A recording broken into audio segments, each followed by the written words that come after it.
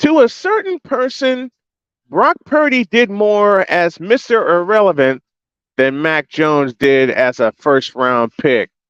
In less games, let's roll.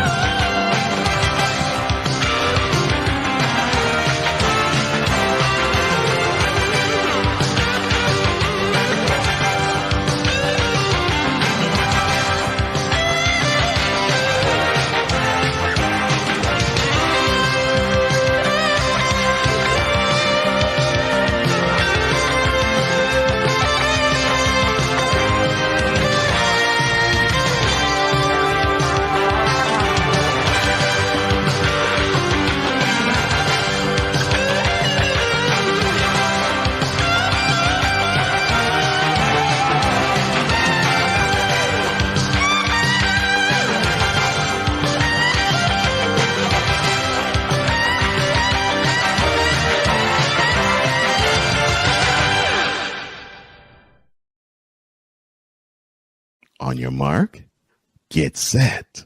Let's go. I can't do it. We'll do it live. Do it live! I'll write it and we'll do it live! Mister, will you please wake up, wake up, wake up, wake up, wake up?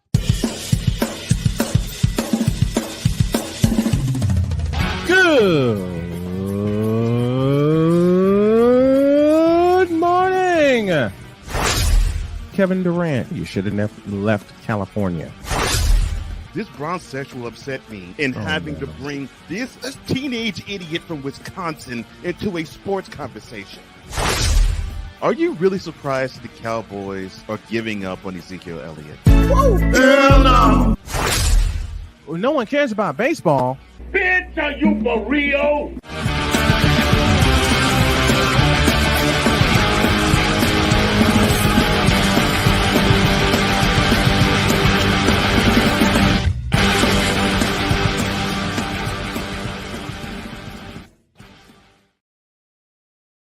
Friday, and it's time to roll. Good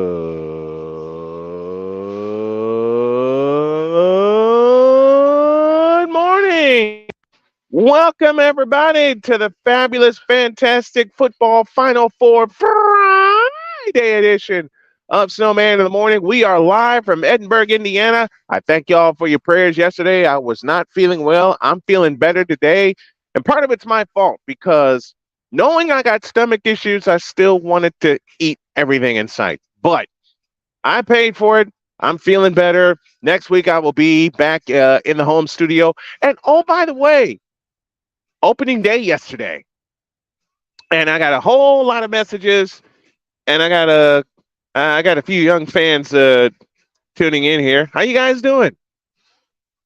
Look at them. These little guys remind me of my grandkids. But I love it. I love it. I absolutely love it. Matter of fact, what's your name, little guy? Rory? And you're his big brother? What's your name? Finn? I want to be sure I got it right. Okay. So Rory's there, Finn is there, and I'm here. And oh, by the way, what we saw in Houston yesterday, let's get down to business, was what I feel. I know it's only one game. Quit telling me that. But after the pitching performances I saw yesterday in Houston, Texas, that might be the American League Championship Series. And I stress the word might. And the reason I say might is because if there's one thing that's going to get you to a World Series, it is pitching. And Dylan Cease pitched his tail off last night, striking out 10 before a wild pitch got the Astros on the board. Then Yasmani Grandal got the White Sox on the board. And Andrew Vaughn broke the tie in the ninth inning, giving the White Sox a 3-1 lead. Yordan Alvarez made it 3-2 with a monster shot. And then after that, the bullpen shut it down. Final, White Sox 3, Astros 2. Sox are 1-0. Astros are 0-1. They're not going to stay on the losing side. The Astros are not going to stay on the losing side of the ledger. I guarantee you that. But Framber Valdez versus Dylan Cease, that kicked off the season, and that just may kick off a playoff series. Just may. We got a ton more baseball to play. A ton. And I know that. But after going 0 for 7 with runners in scoring position last night, the one knock that needed to happen happened. And it occurred in the ninth inning last night. Thank you, Andrew Vaughn, because I thought, well, we know the Astros pitching is top notch. Hell, that's part of the reason why they're the world champions. But doggone, the White Sox pitching matched them. As I said before, and I'll say it again, pitching wins championships. Okay? Pitching wins championships. How do you think the Astros clinched on their home field this past October? Pitching, Framber, the fellow who started last night, Framber Valdez. And boy, Framber Valdez, wow. Just plain wow. So, on this Final Four Friday, the women's Final Four is tonight. The men's Final Four is tomorrow. The championship games are Sunday and Monday. And it's all happening in Texas. How about that? And speaking of how about that, in the immortal words of Mr. Mel Allen, as I look for the right buttons to push here, it is now time for the whip around presented by Fanatics.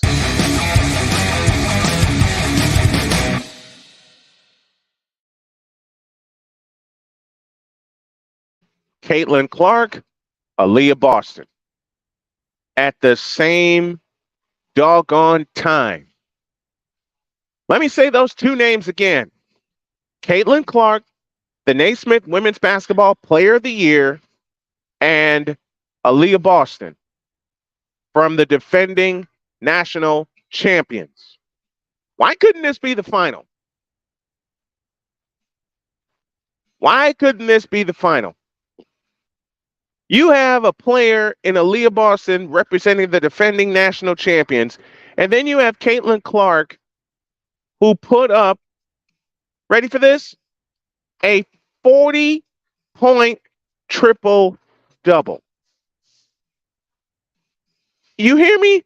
A 40-point triple-double done first time in NCAA tournament.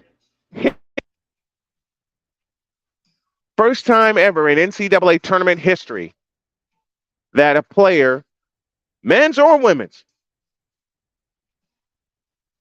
put up a 40-point triple-double. That's the feature game tonight at American Airlines Arena in Dallas, Texas. American Airlines Center, I beg your pardon, in Dallas, Texas. Oh, boy. We got lots going on in the Fanatics feedback zone. And to say that these two are the feature players in the feature game would be a horrible understatement. I just wonder why and I know why. It's by the luck of the draw that these two couldn't be in the national championship game. It's billed as Aaliyah versus Aaliyah versus Kaiten. Aaliyah. I'm sorry about that. A guard and a forward. How many of y'all gonna watch the game tonight? I certainly am. I had planned to do a live stream of it and a live play-by-play and reaction to it, but I decided I'm just going to enjoy this with my wife and have fun watching the women's Final Four. But those are just two of the players and two of the teams in the Final Four. There are two others to look at.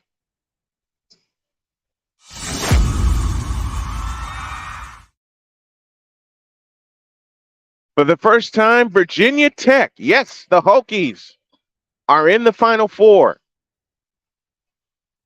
Coach Kenny Brooks and he's set to meet against Kim Mulkey, the decorated coach of LSU. And the last time those two teams met, Kim Mulkey and company destroyed his Hokies by 42 points. Yow. 42 points, and that was when Mulkey was the coach of Baylor. The seventh-year Hokies coach might not have been thinking that 2 years ago, after a 90-48 loss to Mulkey and the Bears in the second round, that they would meet again. But Virginia Tech, a number one seed, and Coach Brooks said the following, quote, "The number one seed means we belong here." And they certainly do. So good luck to all four teams: Virginia Tech, LSU, South Carolina, and Iowa. What are your picks? Who plays in your women's national championship game? Because it's my feeling that the national championship game is going to happen tonight. Don't ask me why. Don't ask. Don't ask.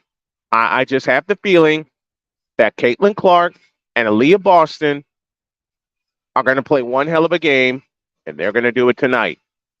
And doggone it, it's a national semifinal game. Why couldn't it be the national final?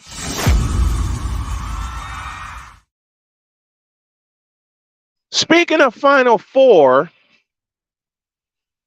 Florida Atlantic, San Diego State, Miami, and Connecticut.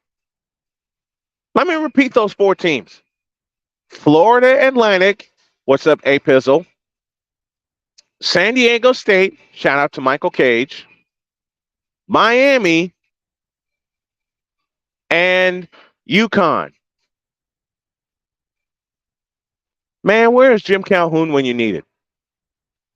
Do you know this is the strangest, weirdest, and most wonderful Final Four that I've seen in years? And the first Final Four I ever watched was 1982, when North Carolina met Georgetown in the championship game in the Superdome. This one will take place at NRG Stadium in Houston, Texas on Saturday. And speaking of Saturday, A Pizzle and I, and there's a little face peeking at my camera here. I see you over there, Finn. Come here. Come here. You want to say hi? Wave there and say hi.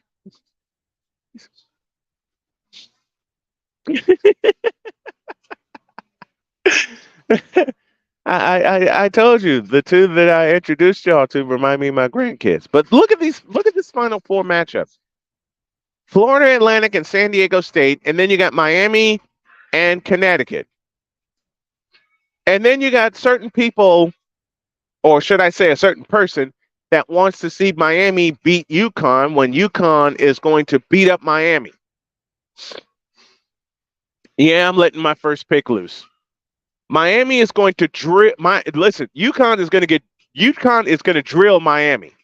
All right, and that's supposed to be the feature game. The feature game for me is Florida Atlantic and San Diego State. Why? the hell told them to get to Houston in the Final Four? That's as simple as it gets. Who the heck are the Florida Atlantic Owls? Well, they're 35-3. They're winners of their conference, and they got to the Final Four, and it wasn't by means of a miracle either. And I mean, they beat people up on their way to Houston. Then you got UConn and Miami in the second game. Before I get to the second game, then you have San Diego State, Michael Cage's alma mater. And yes, I remember Michael Cage, a better rebounder than LeBron James. Oh, did I say that aloud? I'm sorry. I'm not supposed to say that. Let's take a look at some X factors for the Final Four Saturday in Houston, Texas. This is I want to say this, third time since 2011 that Houston has hosted the Final Four at NRG Stadium.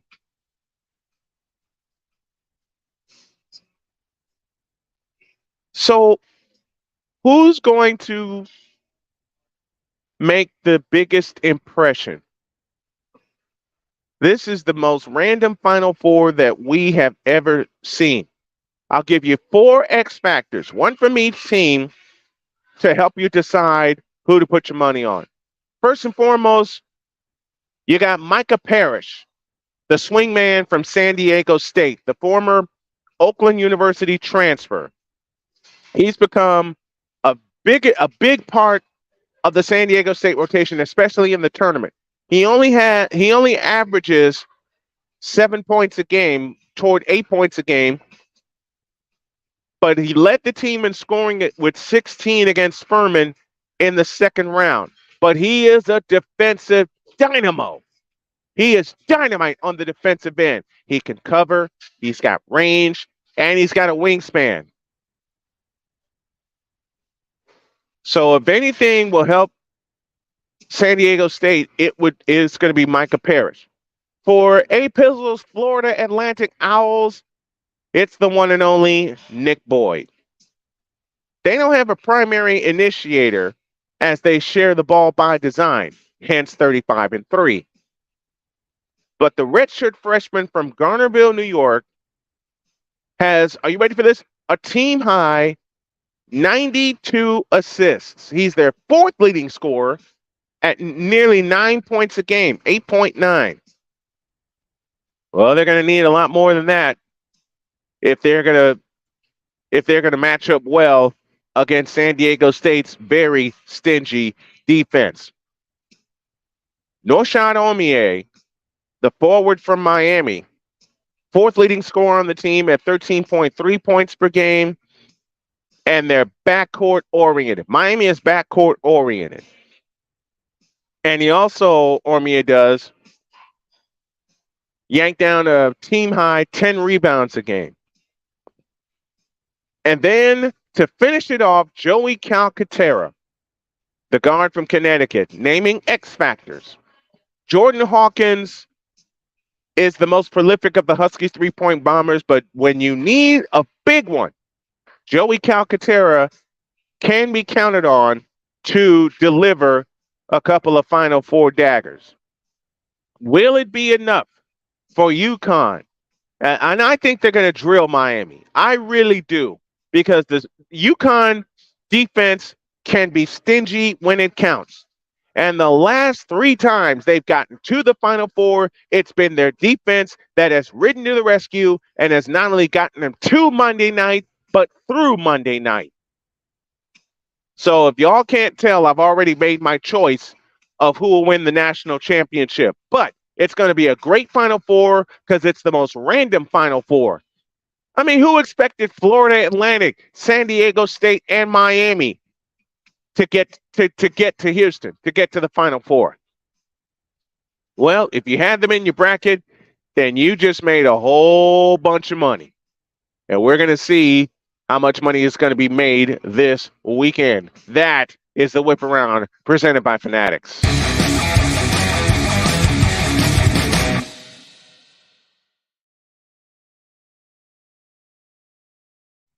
And let's go to the Fanatics feedback zone. The first one in here was Vikalach. aka Victor Locke. I got to take these off because I'm close. We made it to another freak out drop the bass Friday. Let's get ready to rumble. Absolutely. A Pizzle joining us via Twitch. Good morning to you, my friend. Sick Diggy joining us from Norway. Good morning, good afternoon, good evening, and good night. A Pizzle says it's Friday, and you know what that means. Better believe it. Sick Diggy says TGIF. Victor says, good news is Sox won. Bad news is so do the Cubs. Who cares about the Cubs? They're going to go 1-161 on the year. I only wish that to be the case. Ryan McCoffey says, good morning, Snow Crew. The Yankees are going 162-0. I know it's impossible, but a guy still can dream. Yeah. You may think they'll go 162-0, but the problem is you still have to play the Houston Astros.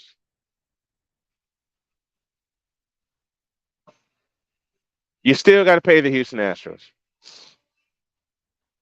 We still need to unseat those champs to be the champs, and that would be an honor. I already said at the top of the program that what we saw between the White Sox and the Astros last night, and I know it's a pipe dream right now because it's only the first game of the year, but that could be the American League Championship Series.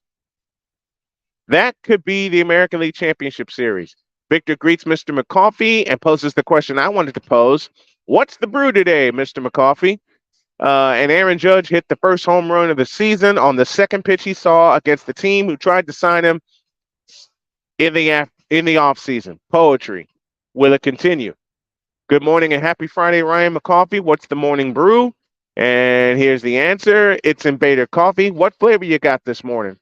A Pizzle now joins us via YouTube. And Vincent David Jackson joins us. Happy Friday, my brother. Let's have a great show. Always. It's always going to be a great show. Cole Johnson will be along in just a little bit. We are going to take a break. And when y'all get back, I have a message to deliver. And I'm going to do it in the form of a snowman's take. Because I'm sick and tired of getting my journalism skills, my partner's journalism skills, and every other piece of journalism skills mixed up. And Cole and I talked about this earlier in the week. I spoke about this to Victor and quite a few other people, and I'm going to address it. I'm going to get it out of my system, and then we're going to continue on with a fabulous Friday edition of Snowman in the Morning. Back in a flash. This is Snowman in the Morning.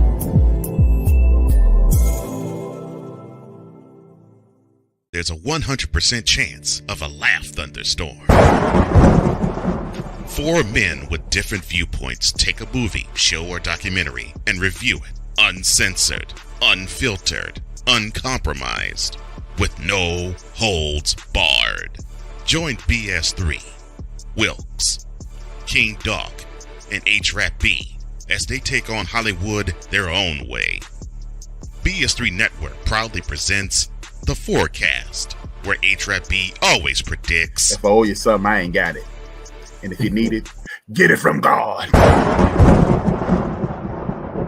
live every Monday at 8:30 p.m. Central. Check your local listings for your viewing and listening pleasure.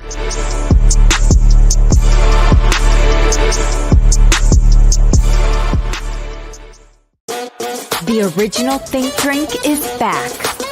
Level up with proven ingredients formulated to crush your competition. No gimmicks, no jitters, no messing around. Just high-potency results that keep you moving day or night. There's a new nerd in town, and we came to play. Nerd Focus. Smarter than energy. Are you waking up in the morning with a sore jaw, headaches, maybe even ringing in your ears, all because you're grinding and clenching your teeth at night? That's exactly what was going on with me. That's when I found this, the Brux Night Guard. Now, the Brux Night Guard redirects the bite force away from the back teeth, reducing jaw pain while still protecting the teeth. This unique design is what makes Brux Night Guard different from all other traditional grind guards. Go to BruxNightGuard.com and order yours today. SeatGeek is the ticketing app for fans like the high five strangers got. Game-winning interception. First down. Just a nice, solid tackle. If you're in arm's length, you will be swapping skin with this extrovert. You see, he knows SeatGeek got him a great deal on tickets, so he can focus on what he does best, smacking palms. SeatGeek handles the tickets to sports, concerts, and more, so fans can fan. Here's an important message from the Diabetes Solution Center. Do you like pricking your fingers to test your blood sugar levels? No one does, but it's important to maintain your health. And now, by wearing a small remote device called a continuous glucose monitor, or CGM, you don't need to prick your fingers anymore. It's easy to use and helps you make more accurate diabetes treatment decisions. If you are testing your blood sugar 3 or more times daily, injecting insulin, or using an insulin pump, call the Diabetes Solution Center right now. And if you have Medicare or most major insurance coverage, you may be able to get a new CGM at little to no out-of-pocket cost. Shipping is free, and we'll even bill your insurance company for you. If you are testing your blood sugar 3 or more times daily, injecting insulin, or using an insulin pump, call the Diabetes Solution Center right now to learn how to end the painful finger sticks and get your own continuous glucose monitor, or CGM, at little to no out-of-pocket cost. 'Cause we take this job so serious. What in the all types of blue hell? This is Snowman in the Morning with Cole Johnson.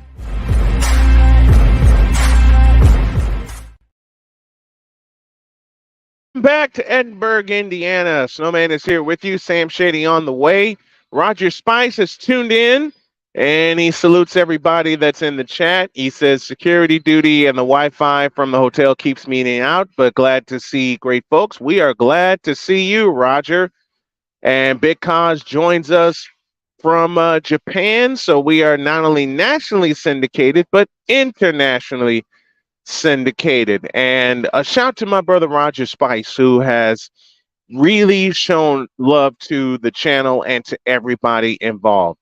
I need to get something off my chest before Sam comes in and we discuss the XFL second half of the year, and also before we discuss the return of the USFL. And now, I need to do this. the transporter to Hades. Oops, wrong button. Try again.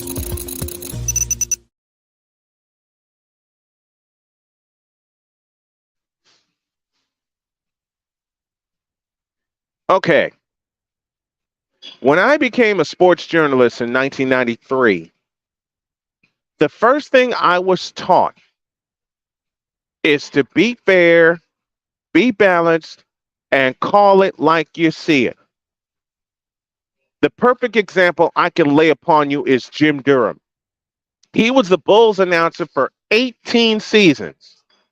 And yet, he called it like he saw it. Okay? There have been so many broadcasts that I can outline during his run with the Bulls where he said something that was not quote unquote Bulls worthy, but it was the truth. I remember a game that the Bulls played against the Dallas Mavericks, and the Bulls were just busy getting blown out of the water at Reunion Arena. And Jim Durham said, quote, I'll never forget this line. He said, quote, the execution is up to you. The full statement was, the coach can diagram the plays. The execution is up to you. Which leads me to why I'm getting all this off my chest. Y'all know the trolls I deal with on a personal and a professional level. And y'all know the main troll that I deal with, that we deal with. I beg your pardon. This is a team effort. Y'all know the troll that we deal with on a personal and a professional level. You know, I've said so many times, and I've said in the most plain of ways, that certain players, and I'm using basketball as an example, that certain players have played a more fundamentally sound forward than you know who. And the you know who is identified by LBJ. Okay? I have reasons for saying what I said. I have reasons for stating fundamentally sound forward. Because you know who looks awkward on the floor. Period. And yet, these certain trolls, and there are a few of them, want to look right over the words where I said fundamentally sound. Okay? I said fundamentally sound. And they want to gloss right past it. Well, I'm getting a little bit sick of it. I am sick and tired. You understand me? I am sick and tired of dealing with people who lack fundamentally sound tactics when it comes to their sports journalism. They let their fandom outweigh what they talk about. I was accused of that, and once upon a time I did that, but I owned up to it and I got my act together. Now, I don't know why these trolls want to continually condemn my favorite players and my favorite teams. But if you're going to do that to me, I'm going to do that to you, only with facts involved. Like, I don't know, Tom Brady lost 3 Super Bowls. Oh, did I say that aloud? Like, I don't know, LeBron James has lost 6 final series. Oh, did I say that aloud? Like, I don't know, Brock Purdy did more in 7 games than Mac Jones has done in 2 years. But I'm not the one to gossip, so you ain't heard that from me. Listen, trolls, get your act together when it comes to journalism. And when you want to challenge me and have a legitimate debate, oh, and this same troll says he ethered me. Good thing I was asleep. Good thing I was sound asleep for that. Ooh, I want to say it. I can't say it the way I want to say it. But I didn't put eyes on it. I'm not going to put eyes on it. I'm just going to let my performance do the talking. And I'm going to let my performance out-talk whatever the hell he says. You know, he also said, you know, the Eagles exposed what to do to the 49ers. Yeah, they injured Brock Purdy. I will not cuss. I will not cuss. I will not cuss. It ain't my fault your Patriots can't get it together. And it ain't my fault that the hoodie hired the wrong offensive coordinator. Here, give me my glasses. Let me say it again.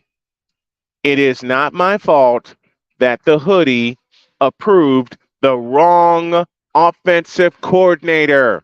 Oops. And you wonder why you're going to go 8-9 again. And you also wonder why yours is banned from commenting. I want people that are actually rational. I mean, we have fun picking on each other. We have fun, you know, talking about each other's teams. But doggone it, there's an integrity that's there with our fandom. And we actually know what we're talking about. And I see a South Carolina fan here. Okay. I'm going to make this South Carolina fan upset in the midst of what I'm going to say in saying that Aaliyah Boston and Caitlin Clark will each put up 40 points tonight, but Clark's points may come later. It's going to be a 100-point game. All right, now with that out of the way, listen, I can honestly say that I shouldn't have a rooting stake in the matter when it comes to certain events, but I do, especially when it comes to women's basketball, because I actually love it. I shouldn't have a stake in the matter when it comes, well, I shouldn't have a rooting interest in the matter when it comes to me covering football. But y'all know where my rooting interests lie. Hell, I'm wearing one of them. My wife's team, the Colts, and there's my team, the 49ers. And then this fool continually angered me. I love to say it another way, but I'm not going to.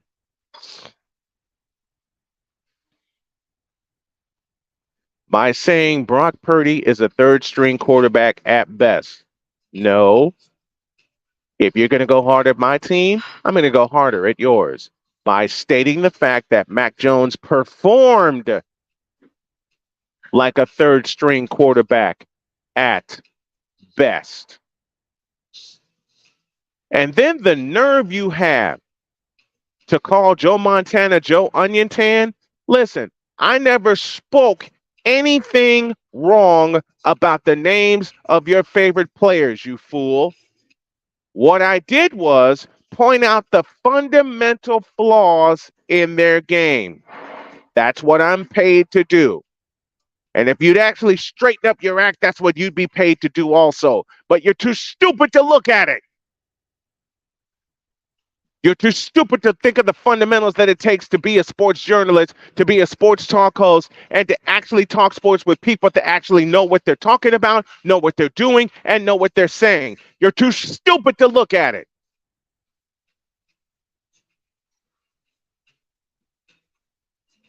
Now I say unto you, shut up and learn the game. Oh, I'm sorry. You can't. More to the point, you don't want to learn the game. And it's a shame that you are letting your talent go to waste because of your fandom. You fool. You fool. You are letting your talent go to waste because of your fandom. Period. That's Snowman's take. What is yours?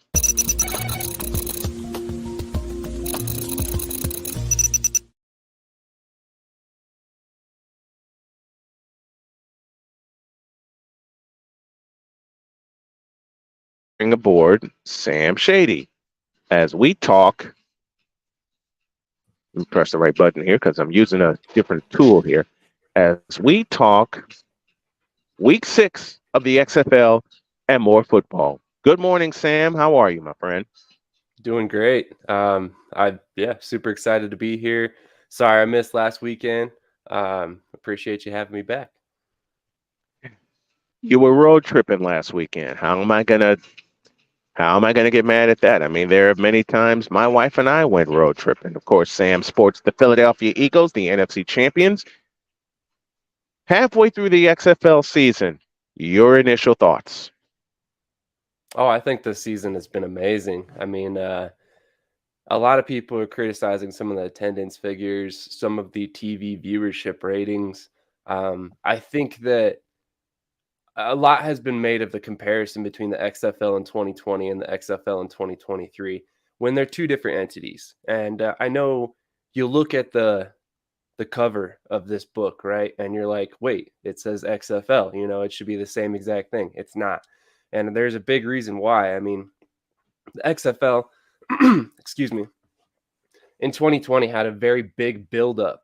They had a lot of promotional time. They had a lot of time to get in front of fans in those individual markets and, kind of build up that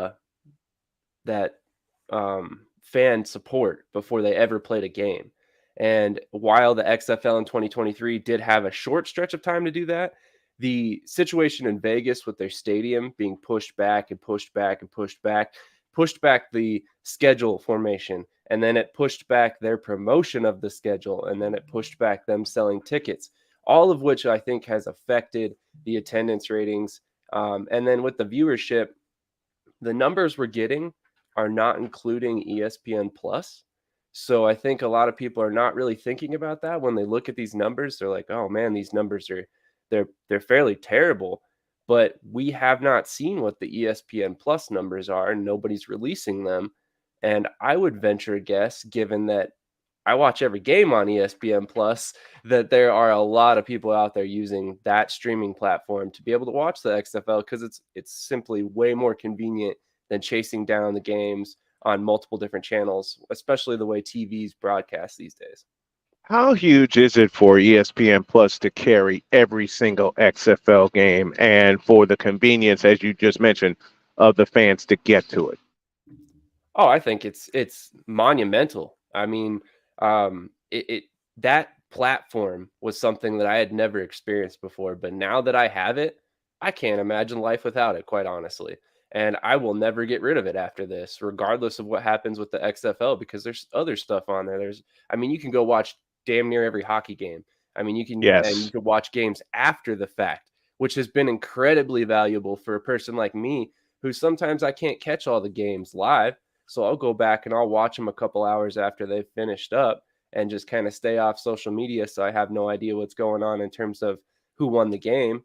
And then, I still get to experience the XFL game without having to watch it live, which I think is huge too. And that's another thing that I really want to know the streaming numbers, because you can't do that on TV. Once it's broadcast, it's done and it's over, unless they rerun it. And they don't really rerun the games on live cable television at this point. So, yeah, that's not really a metric that we can even factor in. Sam Shady joining us here as we talk XFL and streaming platforms.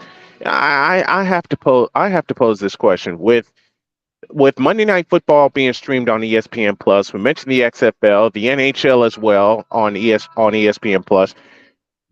Do you think the elephant in the room, aka the National Basketball Association, will pick up on that, considering the fact that they house the NBA contract for the most part? Man, I would hope so.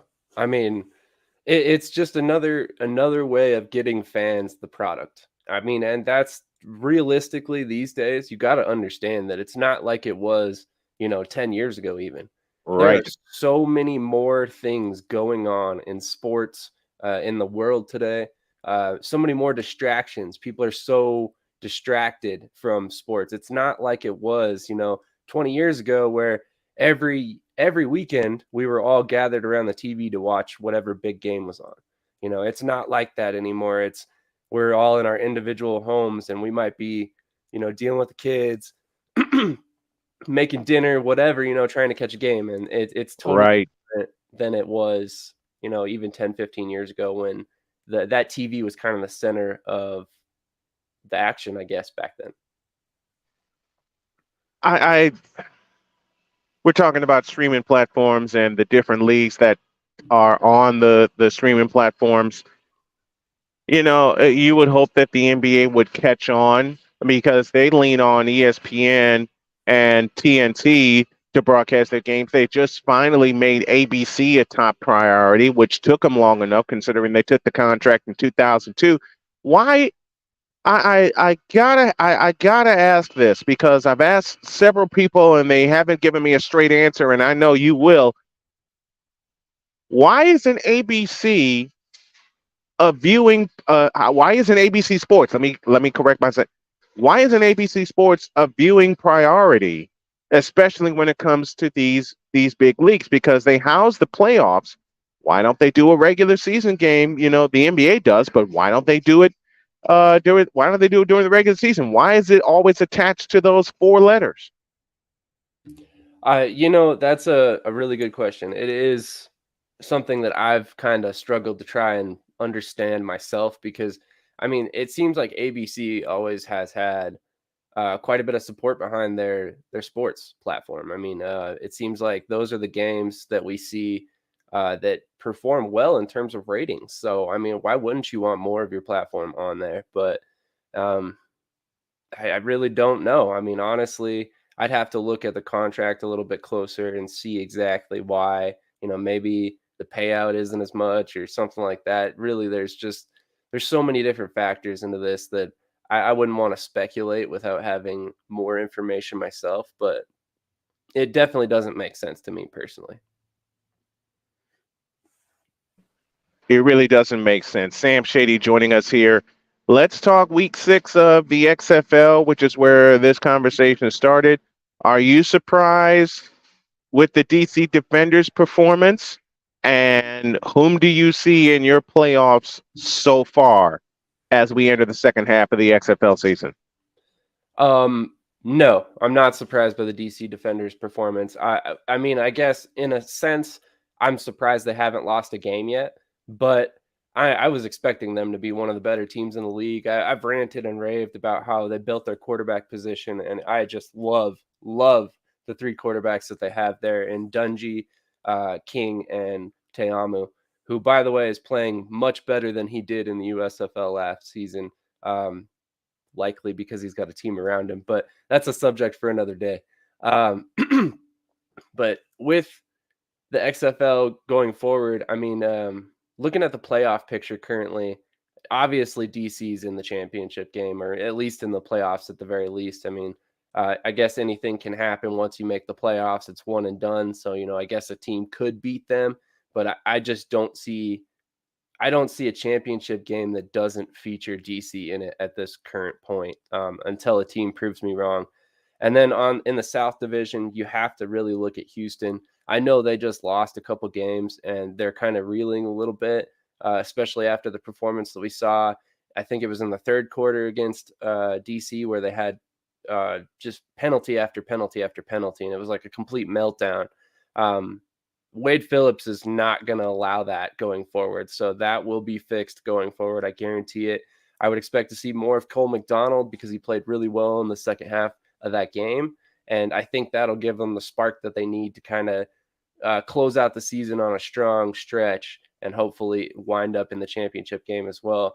As far as the other playoff team in the South, I think I'm leaning towards San Antonio right now. I think they're about to go on a run due to the quarterback change. They now have Kurt Bentkert as well as Jawan Pass. By the way, congratulations to Jawan Pass for his first career victory as a starter last week. A lot of people were giving Kurt Bentkert the credit there, which I really didn't like. He came off the bench. Bentkert completed 1 of 6 passes and had an interception, so I'm not quite sure why he's getting the credit there. And then as far as the other North team, that's tough. I mean, that's really tough. I think I'd probably lean towards Seattle currently. I know that's kind of crazy to say given the way everything started this season, but Seattle's they're looking really tough right now. And I think that if they can keep this up, they could definitely be the other North team. Seattle is on a roll right now. They've won 4 in a row. St. Louis is sputtering, and they came out of the gate on fire with 2 walk-off wins. But everybody's chasing DC in that North Division. They're 6-0. Seattle and St. Louis both 4-2. St. Louis won at Vegas. Seattle, as I mentioned, won 4 in a row. What has turned it around for the Seattle Sea Dragons? They started using Morgan Ellison a little bit more, and then also the defense has played a little bit better. But if I'm being quite honest, there's still a lot of room for improvement there, and that's a big reason why I think they're so dangerous. Ben DiNucci has, I believe it's 14 turnovers. I'm probably mistakenly saying that. It might be 15. But he just consistently manages to give the ball back to the opposing team. And if they maybe looked another direction, perhaps Harrison Frost or Steven Montez, and they benched DiNucci, maybe they quell some of those issues. They don't turn the ball over as much, and we see them start really winning games and, closing them out in dramatic fashion, not just, limping to a victory sometimes like they do. But again, it's hard to tell them to make a quarterback change when, like you said, they've won the last 4 games with DiNucci at the helm, but everybody sees what's going on here. He's turning the ball over way too much. If you go to Steven Montez, he's a veteran guy. I think he could still run the offense and still keep you in contention for the rest of the season. Montez would be the better choice for me at the quarterback position for Seattle. Speaking of the quarterback position and speaking of quarterback play, quarterback who has fallen off, if you want to call it that, even though he won last week, is A.J. McCarron in St. Louis, and partially because of the same reason. He's lost twice to DC, so there goes their chance of winning the division. And now it just seems like the St. Louis offense, even given the victory last week, is sputtering instead of picking up steam, even though they're sitting at 4-2. Yeah, I would 100% agree. St. Louis definitely needs to find a little bit more of a run game. I know they've got Brian Hill there, but I believe he was just injured, if I'm not mistaken. So that's going to be an issue to watch. They've got a couple other talented runners there, but you're 100% correct. They've had some tough games recently that they've lost or, come close to losing that they shouldn't have, and they just don't look like they did early on in the season when they were winning those exciting games. I don't think AJ McCarron is the issue. Honestly, I think he's kind of holding that team together. So going forward, you definitely have to continue to roll with him, but you definitely have to try and start making some changes there to figure out what's going on the offensive side of the ball. Top 4 quarterbacks in the league go Ben DiNucci, A.J. McCarron, Brandon Silvers, and Luis Perez, with Jordan Teamu not too far behind at 903 yards, Perez at 906. But then you got DiNucci 1505, McCarron 1322, and Silvers 1300. Are you surprised that the top 3 quarterbacks are where they are? That's a tough question to answer. Yes and no. So if you look at the offensive schemes for some of these players, like Ben DiNucci, for instance, he's in a run and shoot. So they're constantly throwing the ball all the time. Or sorry, not a run and shoot, an air raid offense. I apologize. So they're throwing the ball all the time. So his numbers are artificially inflated by the scheme that he runs. It's similar with Brandon Silvers down in Houston. Again, very pass happy offense. But what I wanted to talk about with some of these quarterbacks is if you look at those top 3 guys, what were they? Ben DiNucci, DiNucci, McCarron, and Silvers. Okay. So, sorry, top 5, because we were talking about Luis Perez in there as well. Right. But basically, if you look at Luis Perez, he was just traded to Arlington. So he's no longer in Vegas. They're moving forward Jalen McClendon as their quarterback. You look at Ben DiNucci, who we just talked about, should be benched for Steven Montez. You look at Brandon Silvers, there's big questions on if he's going to start this weekend because of how Cole McDonald played last week. And then Jordan Teamu, who is not leading the league in passing, quite honestly, because he's, 5th right now? He's the most solidified starter out of the whole group. It's just kind of interesting to see how all of this is working out. But a lot of quarterback movement recently with Kurt Benkert coming in. We watched Kyle Sloter get released, Luis Perez traded, Jalen McClendon getting the start in Vegas. So I think it's only a matter of time before we do ultimately see Cole McDonald start and Steven Montez start as well. Now we get into the matchups for week number 7. And it starts tonight with Seattle going to Arlington. You and I have talked about this before with the NFL, but my next 2 words, trap game for Seattle. Yeah, I would agree. I mean, Seattle needs to come into this game hot. They need to understand that they cannot take their foot off the gas simply because Arlington has been sputtering recently. They can and will beat you with their defense if it comes to it. They've done it with multiple teams before. But, yeah, 100%, this should be a Seattle victory again, and it'll be interesting to see exactly how this game goes. If they can kind of slow down the Seattle offense, it might be a close game. Double dip on Saturday. Starts at 3 p.m. Eastern. San Antonio in Vegas. Here's the biggest definition of a trap game I can look at because Vegas is sputtering. They've had problems. They just got beat up by St. Louis, but then you got San Antonio coming in looking to right the ship and get back into the playoff chase. Vegas could sneak one out, but they got a lot of holes to fill. 100%. I mean, right now, the Vegas Vipers are going to be one of the more interesting teams for me to watch because they have nothing left to play for. They are out of the playoff picture. Even if they won out, the chances of them making the playoffs are slim to none. So at this point, that's why you see them going to Jalen McClendon at quarterback. I mean, they have nothing left to lose. Give the guy a chance. And one of their big faults so far has been a lack of a run game. So Jalen McClendon's a really athletic guy. I assume that with him comes more of a run-first offense. So, I mean, that's going to be probably a big reason why they want to get him involved, which they should have done prior to this. But it's going to be very interesting to see this game because, like you said, it could definitely be a trap game. Vegas could definitely come out firing. They have in a lot of games. And it'll be very interesting to watch for me. I'm a Vipers fan. I still hope they rebound and kind of close out the season with some strength here. But ultimately, it's been a tough stretch for Vegas. Speaking of trap games, here's a big fat trap game in Orlando. The undefeated Defenders against the Orlando Guardians. That is Saturday night. That is a 6 p.m. kickoff time from Camping World Stadium, aka the Citrus Bowl in Orlando. Man, DC is riding high. They're the only undefeated team remaining. But you want to talk about a potential sock in the mouth. Here it is.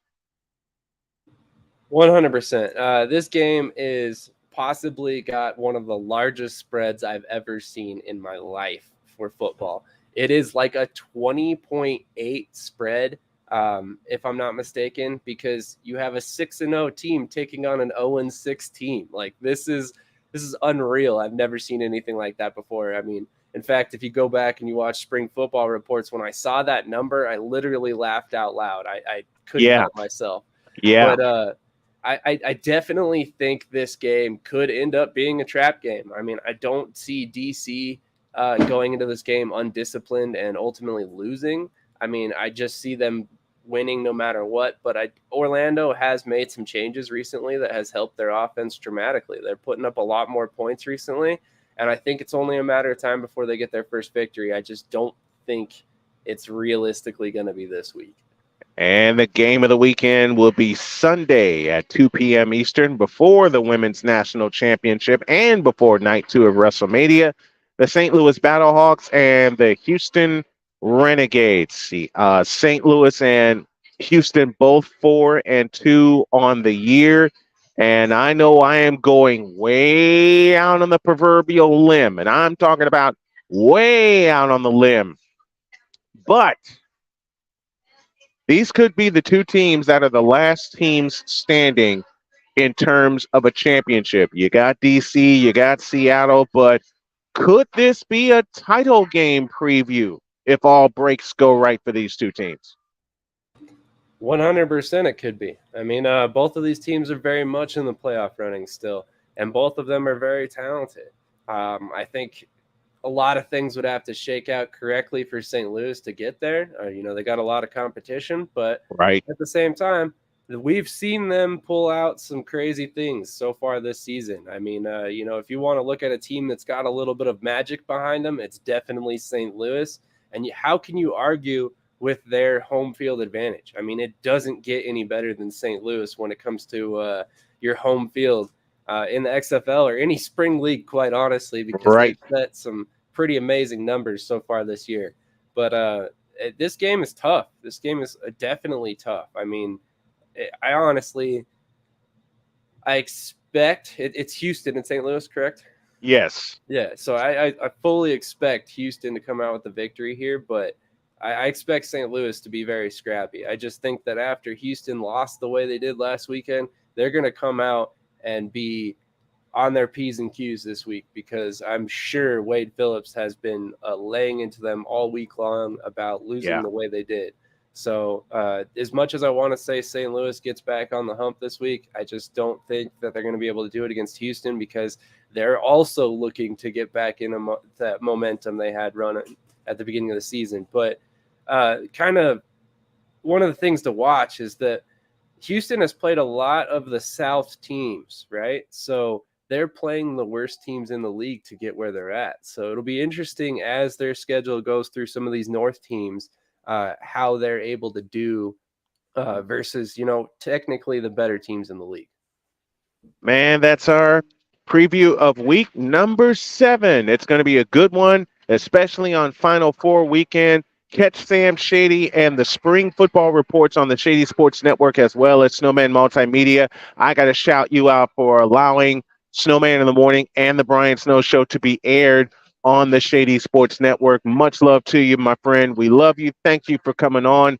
And USFL coming, CFL coming, indoor football all over the place. Yes, sir. You only get it here with Sam Shady and the Shady Sports Network. Thank you, my friend. Appreciate you. Absolutely. Every time.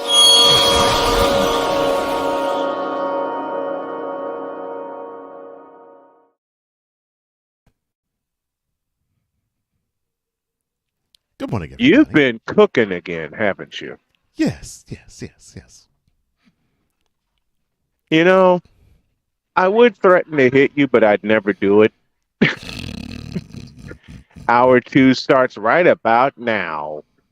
Time for hour 2 of this spectacular. Ryan McCoffey now joins us this morning. That's what you need to do to beat Josh Allen. You need to make him uncomfortable. Hour 2, time for some Spivey notes. And here's Jay. Well, I know he's only in his third year, but they're just wasting Justin Herbert. Hour 2, the hardest working content creator I know, the playmaker. Hey, LeBron James, the greatest scorer of all time. Hey. Hour 2, the one, the only Christopher Dietz. They rewarded Ohio State for not playing, and they punished USC for playing. Hour 2, Sam Shady. Oh, man. It's been a roller coaster ride if you were a Philadelphia Stars fan. Hour 2, that's Big Ben, the man in charge of the BS3 network. And if I see Kurt 2 Chainz Cousins out. Hour 2, Chris Bay's joining us. Oh my God! Oh, this game! Oh, way to go, Sammy! Hour 2, was El Jefe. Oh man, I thought I missed it. What in the all types of blue hell? Time for hour 2 of this spectacular, and it starts right now.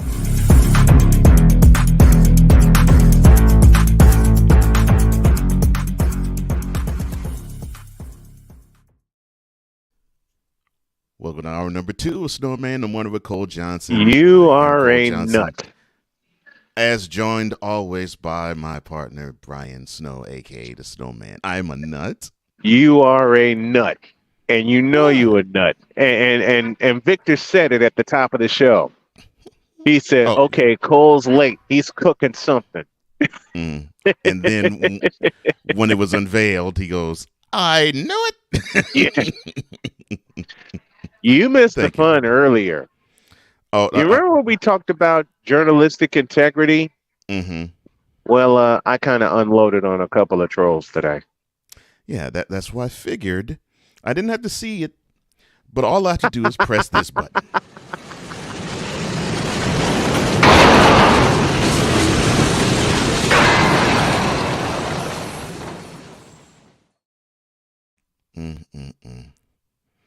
I got mad. I didn't cuss, but I got mad. I see. Because I'm tired, man. I'm tired of those of us, and I don't have to say the name to call people out. I'm tired of those of us who actually have the journalistic integrity and have the nuts to call some things out that we, according to a lot of fans, shouldn't because it's against our team. And look, you got one of the worst situations with the Houston Texans, and you call them out each and every week. And I love that. Yeah, they're horrible. Absolutely. They're a dumpster fire. They're a dumpster fire from ownership on down. But if there's one thing I will not tolerate from a certain troll that you and I both know, and he has since been banned, and he's going to continue to be banned unless he issues an apology, which I don't expect that to happen. I will not tolerate an incorrect name being spoken about Montana. I will not tolerate an incorrect name being spoken about the Splash Brothers. I will not tolerate an incorrect name being spoken about anybody that we are fans of, even if it's not our team. Even if it's not our team, I will not have it. And for those of you that follow us, y'all shouldn't have it either.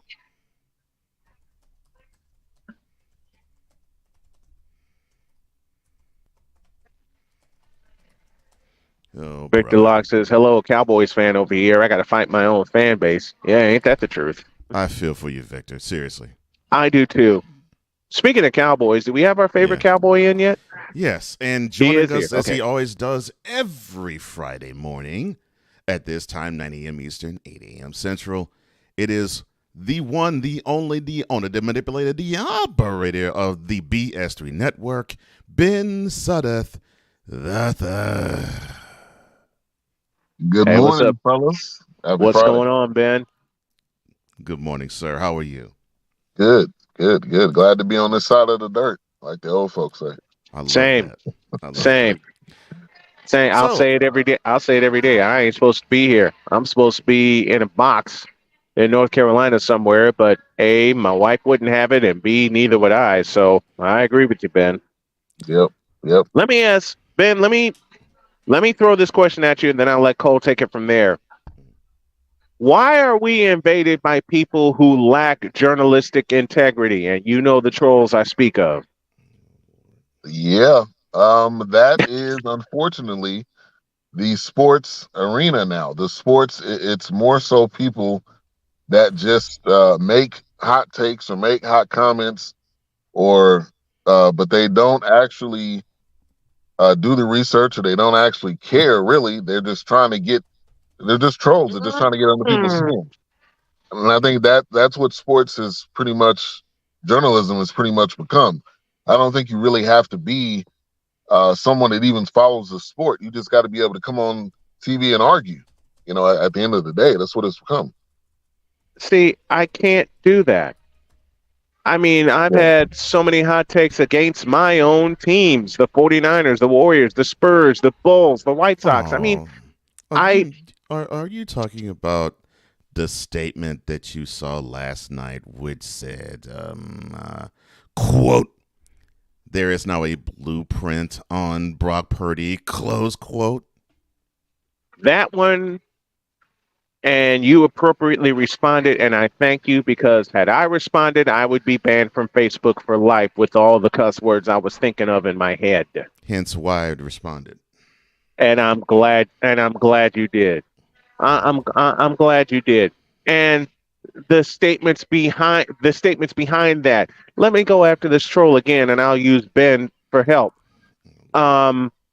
This same troll not only said that, he also said that Brock Purdy is a third string quarterback at best. And yet I have a Cowboys fan and Cowboys journalist who saw the same game that we saw, and he didn't play like a third string quarterback. Am I correct? Yeah, you're 100% correct. I don't think you can put that third string label on him anymore, especially what he did in the last, what was it, 6 or 7 games of the season. Yeah. And honestly, a lot of it has to do with Kyle Shanahan. People don't respect him enough. I know he hasn't won the big one, but I mean, how many quarterbacks has he had that's just kind of came through there that have been able to play at an above average level enough to not make major mistakes? So yeah, he's not a third string quarterback anymore. And the thing is with him, I said this at the top of the program. I know Cole heard it. I know quite a few people heard it because I've gotten a lot of messages just in the past hour. Brock Purdy has, and I want you guys, and I want the folks in the chat to light it up when I say this statement. And I want you to put true or false behind it and put some facts behind it, because that's what us sports journalists do. Brock Purdy has done more in 7 games than Mac Jones has done in 2 seasons. Well, for the only exception of Mac Jones proved that without taking an NFL snap, that he is more equipped to be an NFL quarterback than Cam Newton. Give you that. I'm so sorry. Give you that. I did not mean to say that. I'm so sorry. My bad. Yeah, you meant to say it because we've all said it for 2 years. Yeah. But I'll give you that, and that is statistically true. That has been proven. Mm-hmm. That has been proven, Mr. DJ, that Cam Newton sucks. Oh, did I say that aloud? I mean, Cam Newton got socked in the mouth by a rookie who knew the playbook backwards and forwards more than Cam Newton ever knew a playbook. Oh. And didn't take a snap in NFL yet. And did not take a snap. Didn't take a snap. That's what gets me all the time. He didn't take a snap, and yet he socked Cam Newton in the mouth. Yeah. But look, on the field, look, Purdy already has 2 playoff victories in hand. Mike is still looking for his first, and he's only had 1 playoff appearance, and he looked absolutely atrocious in it.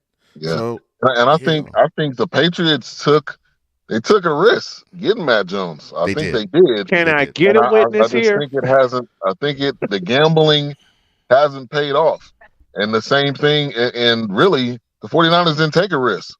They just happened to pick Matt Purdy, the last absolute pick, and they coached him up. And it may have something to do with coaching. Belichick. I'm sorry. Did you maybe say? that's not his guy.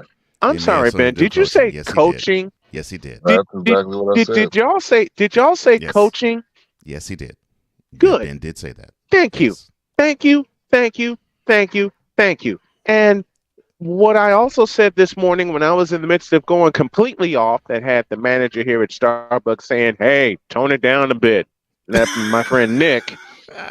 My friend Nick came from behind the counter, and he did this. For those of you watching on BS3 TV and Roku, he's saying, "Yeah, he's telling me to tone it down." Where have I not heard that before? But be that as it may, you really went ham.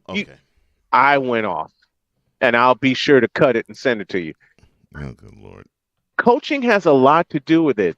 That explains Montana. That explains Brady. That explains Young. That explains all the Hall of Fame quarterbacks that have played this game, and succeeded in this game. Okay, and the same troll, while we're busy roasting him on an open fire and throwing him under 200 semis, posed the question. I'm sorry. Yeah, thank you. And I think, Cole, you saw the question in that same chat, which I'm going to leave today and not say a word, of why was Brock Purdy Mr. Irrelevant at 262? And that was when I threw the backup question of, why has Brock Purdy done more in 7 games and Mac Jones has done in almost 2 years? Anybody want to take that one? Yeah, and I think we have fallen in love with the Patriots because of what Belichick did with Brady. That was the majority of his time. Right. They did have Matt Castle that 1 year. I think they went 11-5. Yeah, 11-5. A lot of people like to go to that argument, but this is your second option of having a different quarterback, and it hasn't really panned out. Let's just be like real and honest with it. He has not won with Matt Jones. He has not. Now, is that going to change this year? Maybe. Now, also with your coaching point, if you look at Dak Prescott, that's I'm starting to come back around a little bit, but coaching has a major part. Coaching has a major part with his success too. And if you're gonna have McCarthy running the plays this year, who knows? It may be the same, it may be different, but coaching has a huge part of his success as well. And you can see that he hasn't had the reliable coaching that he should have had. I'm glad. Did you say reliable coaching? Yes, he said reliable coaching. And he said reliable coaching. And Ben knows, and of course Victor too, along with Deese, they know what reliable coaching does not look like. Now, it does not look like Mike McCarthy. Reliable coaching. You know what average coaching looks like. Yes. We know what below average coaching looks like. I mean, hell, 49ers had Jim Tom Sula. Who the hell is that? Part one. God. Part two, we have Mike Nolan. Who the hell is that? Wow. Okay. Well, it ain't Walsh. He supposedly it ain't... was a bright defensive mind, but he was proven that he was so far the game's passed him by. His name. Yeah, the game completely passed him by, which is why I'm blessed and happy we got Kyle Shanahan for basically a song. Mm-hmm. We got Kyle Shanahan for basically a song, and this same blanking bleep bleep blank blank insert cuss words here troll said the following, and Cole responded. Actually, Cole took control of the chat before I could say anything when he said, "Open it, please." Quote: Kyle Shanahan will never win the big one. Close quote. I shut off my computer and I went to bed. Because had I responded, it would have taken Cole, it would have taken Victor. To be perfectly honest, it would have taken my wife to pull me out of my office. Now, switching gears to people / players / teams that just get you out of your person. Kyrie Irving, anyone? I'm sorry. Did I give it away? I'm going to get to that in a minute, yes. Oh, okay. Okay, cool. But the Cowboys, are you proud that now you have in your wide receiver room Brandon Cooks? Who the hell is Brandon Cooks? I am happy. Is he a complete game changer? No. Hell no. He's adding wide receiver depth. He's been pretty consistent over the past couple years, even with horrible quarterback play. So at least he's going to have an upgrade in quarterback from Driscoll, from Davis Mills, from whoever, you name it. So I think it'll be a good piece. At the end of the day, I still want DeAndre Hopkins. If the trade is down to a 4th or a 5th pick, which is what they were reporting earlier this week, I would say make the move because he would be the best wide receiver in the room. Should have made the move already. Hands down. Should have made the move already. To me, if it's a 4th or 5th round pick, what are you waiting on? Wherever you pick at that pick is not going to be better than DeAndre Hopkins. But who are we talking about here? First and foremost, who are we talking about here? Which team are we talking about here? Yeah, we're talking about the Girals. I mean the Cowboys. Yes. Who are we talking about here, team wise? Who's in charge? Second question. Third question, and this is a fundamental question. And I hate to use the word fundamentals in the face of a troll who has now messaged me. Why haven't they pulled the trigger already? Here's the funny thing. Back in the day, this would be a Giral special. Facts. Wouldn't it be? Wouldn't it be? It's a big name. He would feel as though there's a need that'd be filled, and he would go out and get that big name because he would want to make the big splash. Yeah, we would have had OBJ and D-Hop by this time if it was the old Jerry. If it was the old Jerry, there you go. Yeah. It's a non-risky. Let's not do too many things to mess up the cap. Let's just manage the cap and let's backload contracts. And then they signed a couple people, but I mean, when you got DeAndre Hopkins out there, you got basically Dez Bryant recruiting him. He's already in Dallas. Like, what's the point? Even if it was a second, I don't really care. I mean, if you're trying to really upgrade that wide receiver room, that would take it to the next level where it needs to be. Agreed. And they did it with Amari Cooper. You know what? So like, I don't know what the problem is. Yeah. And they traded Amari Cooper. And to borrow my partner's words, no lie can be found. No lie definitely can't be found. For a bag of chips and some annihilators. Yeah. For a bag of chips and some now speaking about a trade that you pretty much got for a bag of chips and some annihilators. Kyrie Irving, anyone? From 5th seed to 11th. How does the Metroplex feel? Can you say that? Can you say that number of seed again? Yes. Can you say that number of seed again? 11. Did you say 11th? Yes. When the trade happened, the Mavericks were the 5th seed in the Western Conference, and now they are 11th. So how does the Metroplex feel now about Kyrie Irving being an absolute fool on his 4th team in the NBA? And fraud. Yeah, I'll be honest, most of the fans want Jason Kidd fired. That's what most of the fans actually want. Wow. I did not think it would be that soon. It's true. I did not think it would be that soon. They want Jason Kidd's head. I did not think it would be that soon that the honeymoon of having Jason Kidd being the coach of the Mavericks to be gone that fast. Wow. And a lot of it is kind of his interview style. It's more like, look, this is what you gave me. I'm doing the best I can. Nobody. He said he made a comment and said, nobody's dead. Let's just keep it going. So it is some frustration. They obviously were expecting a lot more. We're expecting to be in the running. Again, I'm honest. I was like, we'll wait and see. I see our ceiling being the Western Conference Finals. But as the West continues to get better, and we only added one piece, and we still don't play defense. So, I mean, that's the result that you're going to get. I wish it was better, but it's not. And the other thing is, and I've said this all along. Certain people don't believe me. Certain fans don't believe me. To be the champs, you got to beat the champs.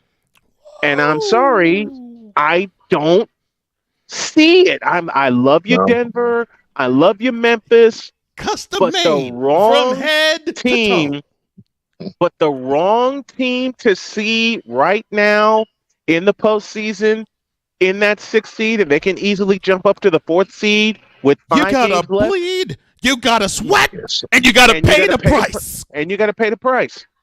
And Yeah. I'm sorry, when you have the champs with a chance to get that 4th seed within the next week, my statement remains. And I'm not going to call this troll by name, but I will say it, and y'all know who I'm talking about, and others who think the same way. All to you teams, be the champs, you must beat the champs. More all to you the teams point, must have to walk down that aisle. in other words, to be the champs, you need to unseat the champs. And I'm sorry, Maverick fans and Faker fans and Suns fans, but the Diamonds are forever, and so is the Golden State Warriors. That basically is how he is. So do you believe, Ben, that the Mavericks can actually right the ship and be in at least the play-in portion of the playoffs? I'm gonna say no. I think the season's over. Let's regroup. We're definitely gonna need to add more pieces. And I don't know, it may be a tumultuous offseason. You know, who knows if Jay Kidd and Cuban and Nico Harrison can't come to some type of agreement. Who knows? Jay Kidd could be out. Who knows? Kyrie may not resign. This is not, if you said that we were getting Kyrie and we were 5th, the vision was not for them to go to 11th with the package that they have. So I don't think so. Even if they do make the plan, I mean, at what's the point? I don't see you truly competing with any of the top teams in the West. Yeah. And to the Warriors' point, when or if Wiggins comes back, that's going to be a whole nother addition. I think that's the key right there. Yeah. And I wonder what's the story on Wiggins. I don't know if you guys have heard anything like further. Brian would probably know more than me. Unfortunately, he is the sound of his is indisposed. We know that you have to jet, sir, because we could talk all day with you because we love to talk with you, bro. So where can people find you, and what is on tap for the near future for BS3 and for Brian Salatata? Yes, sir. So BS3 Network, all avenues of social media. BS3 TV on Roku, add it on your TV. We got content from A to Z, sports, movies, music, life, society and culture, travel. And today we got 2 p.m. Replay of Cold Sports from this week. And then we should have Poppy J and Wise at 8. That's right. Coming up Monday on the forecast, we'll be doing a throwback Harlem Nights. You definitely want to be tuning in for that. Gotta see that. I am glad you finally are pitching the forecast. That is one of my favorite shows. Yeah. I don't care if it's on the network or on regular TV. My entire. And now we have to say goodbye to our wonderful guest, Ben Soto III. Thank you for joining us, bro. Love you, Ben. Thank you so much. All right. I said something at the top of the show that's going to please my partner. But the matchup of Dylan Cease versus Framber Valdez kicked off the season last night. Yeah, it did. And can we kick off a series in October? It was arm for arm. Can that lead? Can that be a kickoff for the American League Championship Series? And that kind of game last night, I'll take all year long. And people tried to clown me already about, your champions lost. I don't give a crap. It's the first game of 162, and if my ace can put forth that performance, I'm not even worried about the bats being cold in March. They're not going to be cold 6 months long. And yes, one, I'm not surprised that we saw the arms from the White Sox stand up, because that was what was supposed to be the renaissance of the team. They just had to step back last year, so it doesn't surprise me. Wonderful, wonderful, wonderful arm for arm performance. I love seeing aces go at it, and when the aces go at it and they do their job, that is what the game is supposed to look like. Challenge the hitters on both sides and make them work for them hits. That's how it's supposed to be. So I'm ecstatic. I'm ecstatic for the season, and I'm also excited for the Dylan C struck out 10. Look, Framber Valdez and that curveball. It's a beast. Nasty. It's nasty, man. Oh my god. We saw the two best curveballs in the American League with Dylan Cease and Framber Valdez. And I was gonna say to you, man, I would, if I were you, as a White Sox fan that you are, I'd be happy, because I am so pleased. I'm loving. I am so pleased. It took a wild pitch to get the first run home in the bottom of the 7th inning, and then Yasmani Grandal in the top of the 8th inning. And I said at the top of the show, it only takes one hit, because until Andrew Vaughn's hit in the 9th inning last night, the White Sox were 0 for 7 with runners in scoring position, and Vaughn left 7 runners on base. He didn't fail in the 9th inning. And if it takes that to beat Houston, or for Houston to beat us, I will see you and your Astros in October. Period. And I hope I would see your White Sox in the ALCS. That's what I want. I don't want a division. I don't want a division series. It's too short. I want 7 full games with the world champions. And this is my wish. I really do hope, seriously, I really do hope that the White Sox and the Astros have the 2 best rotations in all the American League. That's what I want to see. That's what I want to see. That's what I would love to see, because after what I saw last night, that man, I could have mid-October matchup. Even with the Astros taking an L, that's what I'd like to see. Listen, look, Yordan Alvarez got y'all to within a run last night, and it had me shaking. Yes. I mean, we don't have our closer, Liam Hendricks, because he's battling cancer. Go get him, Liam. Okay? Definitely. But Reynaldo Lopez ain't a slouch. No. Reynaldo Lopez and that 102-mile-an-hour fastball is no slouch, even though he threw 26 pitches in the 9th inning last night. Oh, here we go talking baseball, and I'm not supposed to know this. Before we welcome you-know-who, I'm not supposed to know this, but Reynaldo Lopez threw 26 pitches in the 9th inning last night, and the last one is the one that he wanted. A wicked curveball to take care of business in the 9th inning.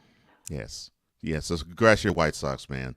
Congrats to your Astros too, man. Yeah. So I think in that game, I think you saw what you witnessed in 2021 was not a fluke. Yes. And we just got to make sure we stay healthy. Yes. And keep the pitching prime. Yeah. We just got to keep the pitching prime. That's it. Yeah. That's it. I agree. Now, push the button. And now, the transporter to Hades, the reformer of hooker whores, and the bronze god, the one, the only, the legendary Chris Bay.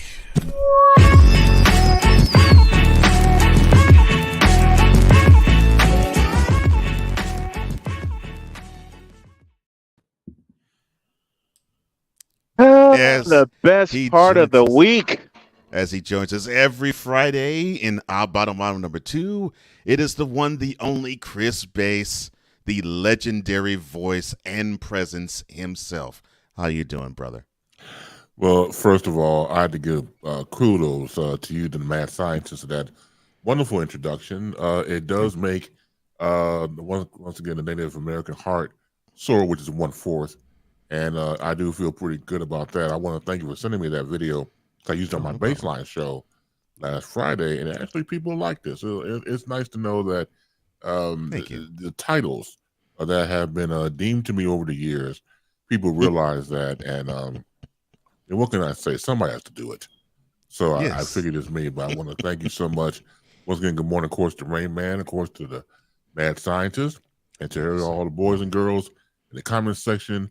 A hearty morning boom shakalaka to all. Boom shakalaka to you, my friend. To you, sir. Well, I'll tell you What's on your something. mind, sir? What's on my mind was I got a chance to check out the majority. I had to finish the rest of it. I was in interrupted emergency situation, but I was watching Reggie, the documentary on Prime Video about Reggie Jackson, and even if you're a casual fan of baseball, it's obviously a human story. And to listen and to watch what the man went through, if you don't cry and shed a tear, then you don't have a heart or soul. People pay a price. Agreed. For who they are and what they are. And a lot of people are just jealous on sight. And I remember, once again, I don't follow baseball, but I follow sports when you hear and read the headlines of the time. And the thing about Reggie was that, look, he was all over the place doing commercials and making appearances on television when I was a kid. So everybody knew who Mr. October was. Right. But the inner workings between him and, say, manager Billy Martin, to me, was just uncalled for. And I think that managers like that needed a check, I from the standpoint of a reality check. And it didn't make any sense to hold this man back during this time. You knew what you had. You knew the power and strength of his bat. But because of, I don't know if it was between races, it never was explained between Billy Martin and Reggie Jackson, but it's the fact that there was something that was going on there. And the fact that, look, I've always said over the years, you don't have to like a person. You don't have to love them. But respect what he or she brings to the table. Mm-hmm. And it seems like he gets there from the Oakland A's, made a new star, big lights, big cities in New York. Mm-hmm. And all of a sudden, you feel like a second-class citizen. Not even that. And so that bothers me. And I didn't go through it, but it bothered me as a fellow human being and a fellow black man. The fact that of that enormous talent, and it showed, obviously, for their championships, for his bat, Mr. October, the whole nine, you were holding him back for whatever reasons. Could have been racism. Could have been jealousy. It could have been just Billy Martin just being an asshole. It could be all the above. I personally think it is all the above, and it's funny you mentioned that. It's all the above. I think it slips a lot of people's minds, especially baseball heads. I think it slips a lot of people's minds. This guy's a 4-time World Series champion. Doesn't slip our heads because we watch the game. Yeah, because they only reduce him to the one moment in New York where he hit 3 homers off of 3 first pitches. And it's basically that and the fact that he could not get along with Billy Martin. And he contributed to the soap opera-esque spectacle that was then the late 70s, early 80s Yankees. And to think they won 3 titles. Yes. And to think they won 3 titles with him. And if I may invoke the late, great Keith Jackson, who said on Jackson's third at bat in 1977, Reggie Jackson has seen 2 pitches in the strike zone tonight, 2. And he said them both in the seats. And then the third one happened. And he promptly launched the third one into the, well, he didn't even launch him in the seats. He just launched him into the center field. Into the black hole. into the black hole. Yeah. But, Bass, you bring up a great point. Yeah. Mm-hmm. You bring up a great point. I think a lot of people with everything do not value. Yeah, I think a lot of people do not value Reggie Jackson, the human being. And it's sad. It's sad that he was ushered out of New York as quickly as he was ushered in. Mm-hmm. And he ended with the Oakland A's, but had some time with the California Angels and got to the ALCS in 1986. He hit 2 home runs in that series, but to say that he was mistreated, if you think about it, would be a horrible understatement. Gross understatement. And now, man, now you make me want to watch that. You said Prime Video? Prime Video, yes, sir. Okay. Yeah, it's must see. It really is must see. And the fact that, again, people have to make sacrifices to their fame and to who they are. You get a chance to see his background, you get a chance to see his family, you see his father, you see his brother and sister. I mean, you see the background of the family of the whole thing. I just growing up watching Reggie, I never saw his family. Same. Until this documentary. So again, you're exposing all these nerve endings of your family and your private life and everything else, and reliving some horrific events. That's not easy to sit there, do this documentary, and relive all that pain. But I thank the man for putting together. I thank the man for sitting down and telling his story, because the story needed to be told. Yes, it really did. And so kudos to Prime Video, and kudos to, of course, Mr. October, Reggie Jackson. And it's just a wonderful homage to him. And it's a wonderful backstory to see of what this man did despite the adversity, despite the backstory of people coming after him, like Billy Martin and others. The fact that he rose above that. And I say this before and I say it again. People just do not like people who speak their mind. They are hated on sight. And it's like, why? See, this is what I understand about people sometimes. Not all people, but the ones who just are just assholes. We talk about the truth. Don't lie. Tell the truth. And then when you tell the truth, it's not the truth that they want to hear. There you go. And then you're crucified for saying the truth as you see it. Yeah, it's not tell the truth, it's tell my truth. Look, man, I said it for years. Every single Wednesday. When and people, that's just a part of it. Right. When people ask me over the years, hey, Bass, what do you think? Okay, you got two options. I can tell you the truth or I can lie to you. I can do either one. Mm-hmm. Because if that satisfies your ears and things like that, then go right ahead. But no, it's just it's the damnness of shame. But it's the society that we live in. Do I walk on water? No, I don't. But I try my best to treat people the way we treat in return. It's very basic. Mm-hmm. But if people can do the basic, then we're gonna have an issue. We're gonna have a problem. Yeah. Thank you. Thank you. Thank you. And thank you for that. Could not have said it better. Can't say it better. Wonderfully Cannot say it better said, because you can't say it better because it's like you said, Bass. People want you to tell their truth instead of the truth. The truth. I have a huge problem with that.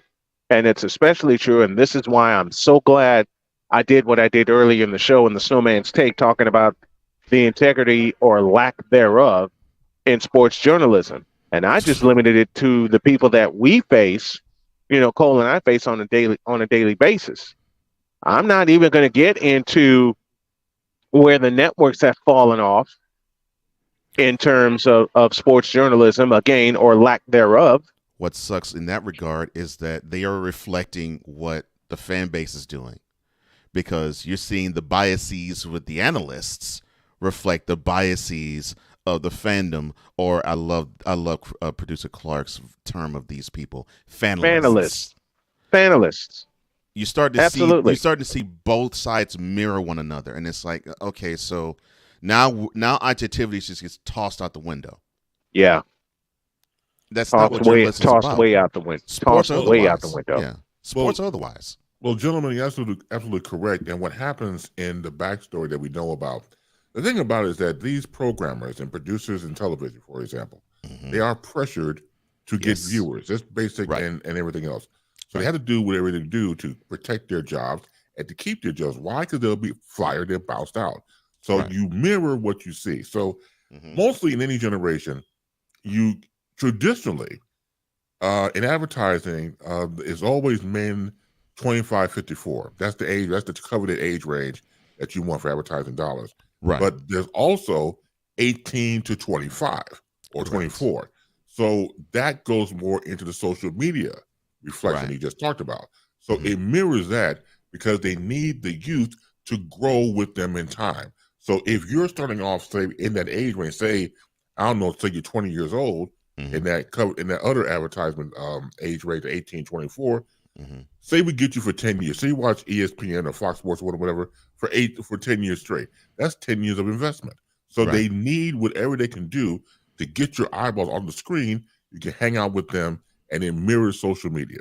So the credibility is shot all the hell out the window because what they're doing is just going with what somebody said, and he said, she said, and everything else.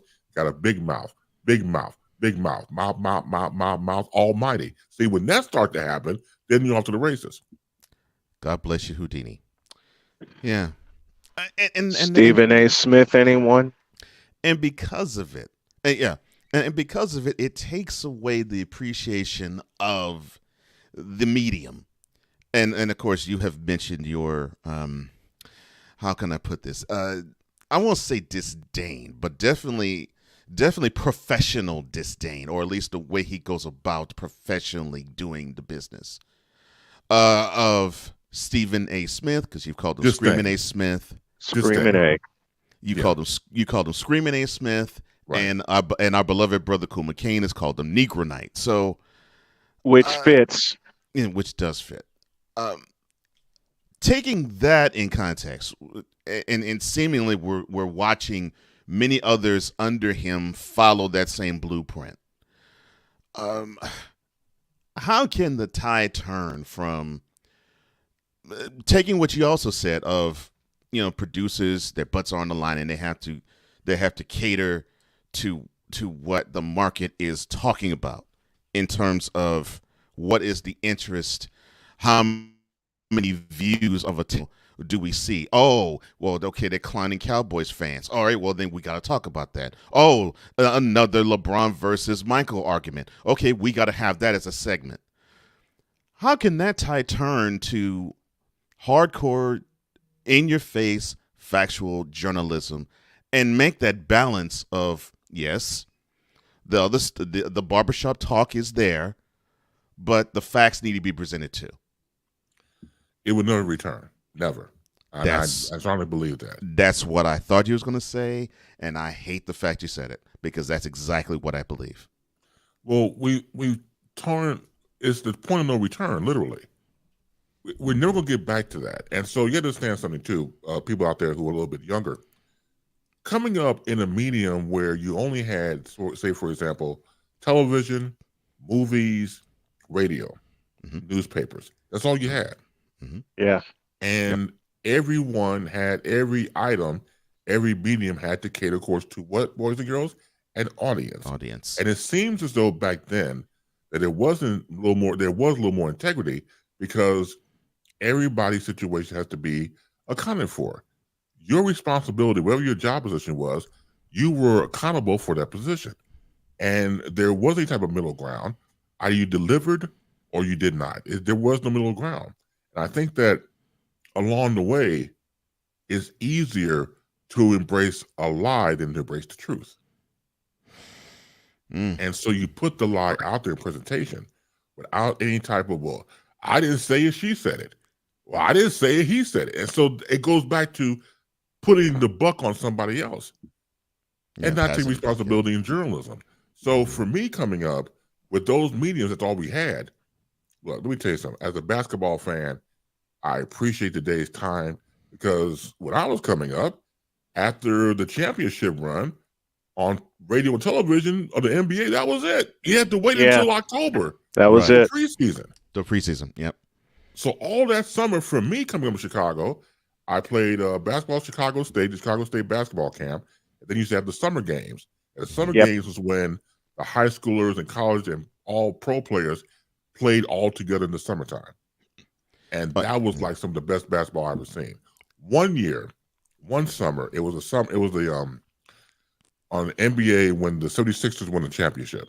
It's 83. Okay. 83. 88. Thank you for that, because I don't know what year. Crap. So anyway, 1983, as the colleagues just said. And I'm at Chicago State again for the Summer League games. Who walks in?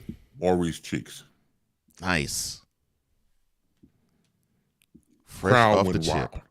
Crowd went wild because he's from Chicago. Proud Chicagoan. He's standing there with his arms folded. People recognize, hey man, that's Cheeks. Everybody just went nuts. So he suits up, plays in the game. Now, people understand something. When you're in an organized situation like basketball, professionally, in any type of organized sport, you play the role that the coach believes you could play. Of course. So this time, I didn't know the athleticism of Maurice Cheeks until I saw it in person. This dude was breaking ankles and dunking. Yep. On folk. Not But surprised. once again, that wasn't his role in the NBA. No, You his may role see is him to be now and again distributor. do it. He's the point guard, distributor, and everything else. And when he take the shot, take the shot. Right. But to see him just go off, yes, in the gym was just it was like watching a symphony, just the chords and the strings and the percussion. It was just man, it was a whole That's different side of him I've never seen before. It was his beautiful. fluidity in his athleticism. Man, that And was- and the crazy part was to end the championship that year, he ended it with a dunk. In the forum. That's See, only you would know that type of stuff, man. How do you sleep at night? You know what I'm saying? Cole, you talk to this Mother Hubbard. How does he sleep at night? I mean, look. Said, look, sometimes he doesn't. No, he don't. I don't believe he does.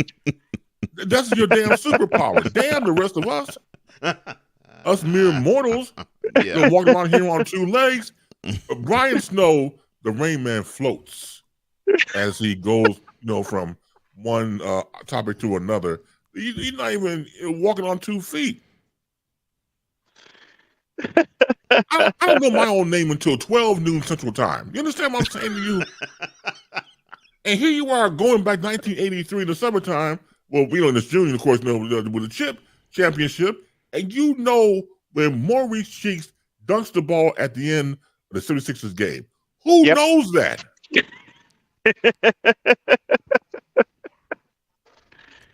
At least for that time, the entire city of Philadelphia. See, you're used to because you're you. The rest of us just drop out. There's no point talking to this dude. There's just no point. The man knows too damn much. That he knows too much. Oh my. Yeah. I mean, absolutely amazing, Doc. I don't know how the hell you do, but once again, you're born with this, so that's normal to you. But the rest of us, like, hey,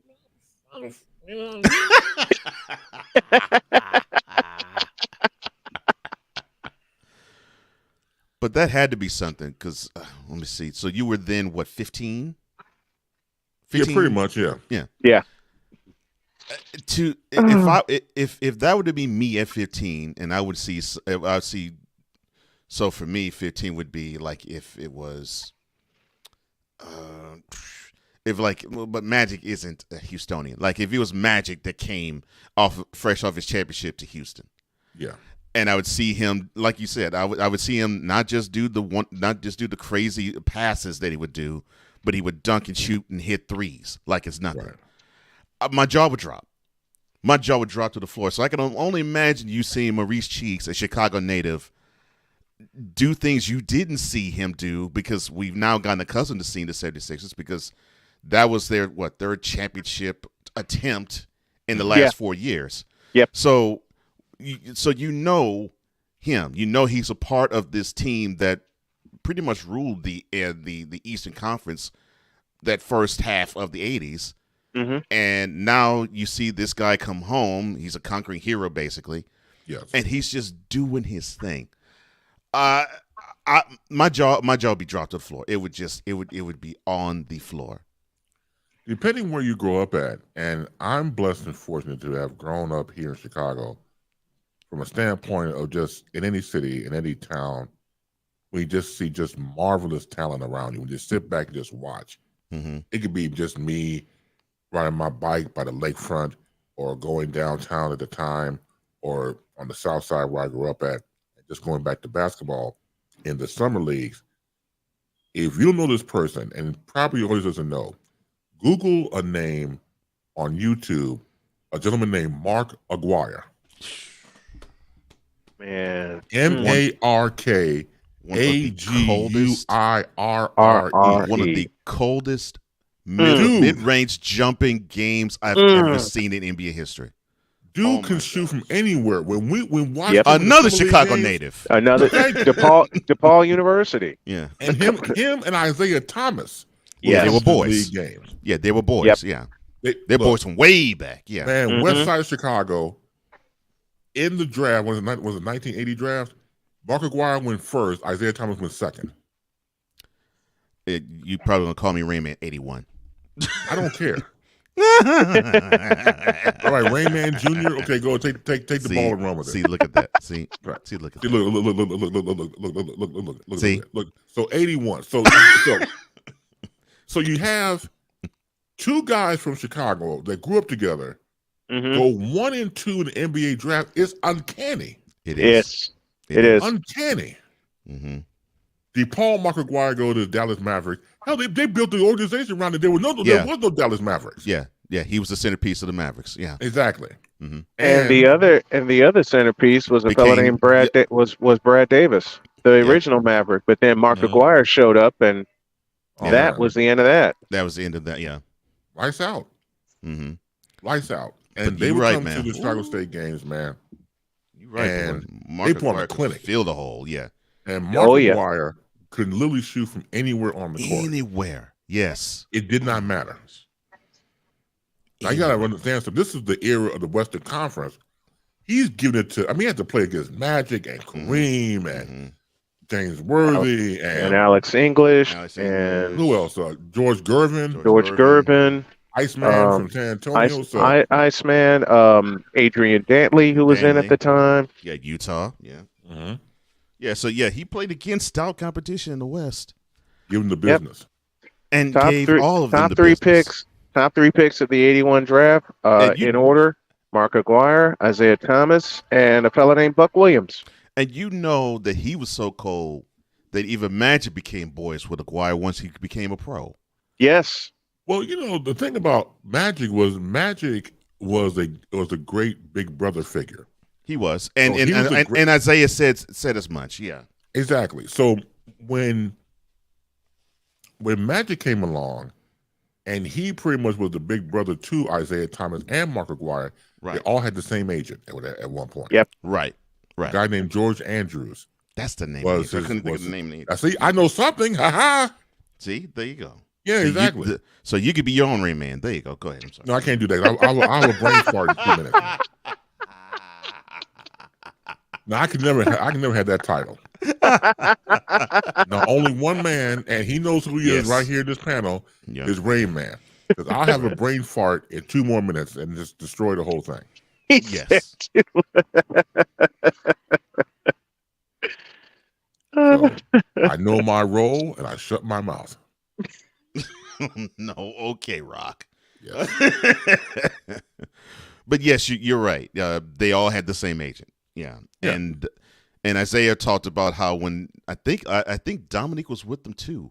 They would during the off season they would actually play summer league stuff and they would try to learn a lot from Magic, and Magic enjoyed being the big brother to all of them. Enjoyed it. Man, look, let me tell you something.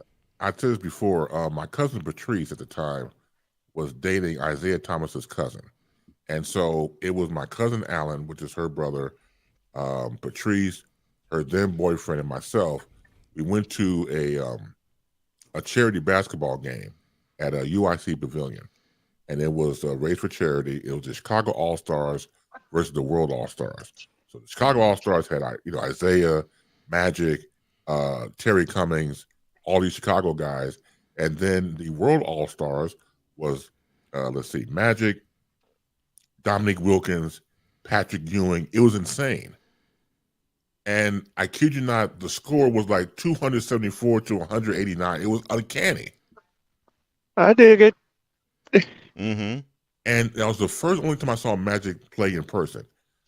When you talk about watch these people in person, Magic Johnson, who I beloved and had his poster on my wall when I was coming up, and I wanted to be Magic, to watch him play in person, TV did not do him justice. I bet it didn't. I didn't have the privilege of seeing him in person. Only that one time. But it was I can sit back and say I saw that one time. Dude, the passes and the electricity he has and the thing he does off ball was very impressive. So and people don't talk about that. Yes. Nope. No. Look, they don't. When you have a basketball mind, it can't be stopped. because all it does is just keep going and keeps a revolution inside the skull. And magic and players like that, that's who they are. That's what they want to do. And then you see him off the ball doing what he did was also incredible. Yeah. Someone threw a trivia question at me, and I really had to think about it. And here's where we'll close up shop. And I throw this to everyone in the chat and the chat only. In 1976, the rookies of the year all had the initials AD.